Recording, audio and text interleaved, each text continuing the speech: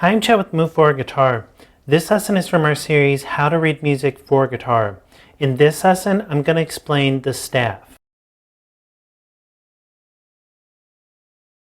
First off, if you like all the diagrams for this series, including the diagrams for this lesson, you can download our free e-guide, How to Read Music for Guitar.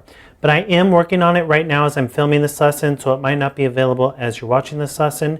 If it is available, a link will pop up on the screen that'll allow you to download it. And like I said, it's free, so there's no reason not to download it when it is available. So this is a new series I'm starting on how to read music for guitar.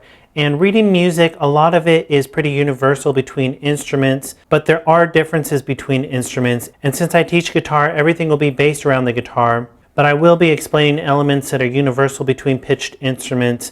And I will cross into other instruments like the piano or the bass to point out some differences between guitar and other instruments. But for the most part, like I said, we're going to be focused on learning how to read music for guitar. And first thing to understand about reading music is something that is universal for all pitched instruments, and that's the staff, or it's also known as a stave. But I'll be calling it the staff in these lessons. But just know that if you hear the word stave, it means the same thing. And all a staff is really just a grid system to give you relative distances between notes.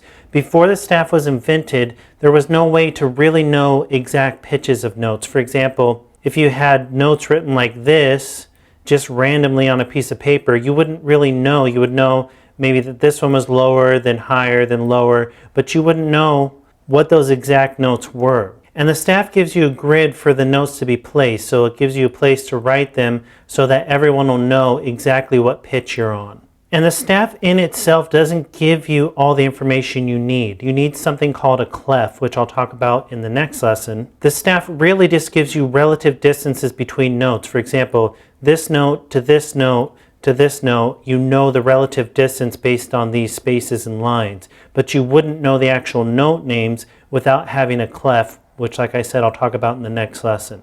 And the way the staff works, when you write a note, for example, if you look at this note right here, this note would be lower than these two notes. So it starts out lower in pitch here and then moves up in pitch as you draw the notes going up on the higher lines or higher spaces. So low down here, high up here. And notes actually go above and below the staff as well, but we'll talk about that in another lesson as well. And it's important to understand how many lines and spaces a staff has.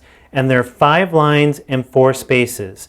And the lines obviously are these lines that are drawn horizontally, and the spaces are all the spaces in between the lines. So 5 lines, 4 spaces, that's really important to understand with the staff. It'll always be drawn like that, and that's universal for pitched instruments. And when I'm talking about pitched instruments, I'm talking about instruments that play specific notes. So for example, a drum isn't a pitched instrument. You would have rhythm notation, but you're not going to have the pitches or the different high or low notes drawn out. So that's just a brief overview of the staff. This is a short lesson, but it's really important to understand this concept and understand what the staff is, what it looks like, how many lines and spaces there are, because you're going to build everything off of that. Everything you learn with reading music will be built off of the staff because all your notes are going to lie within or near the staff.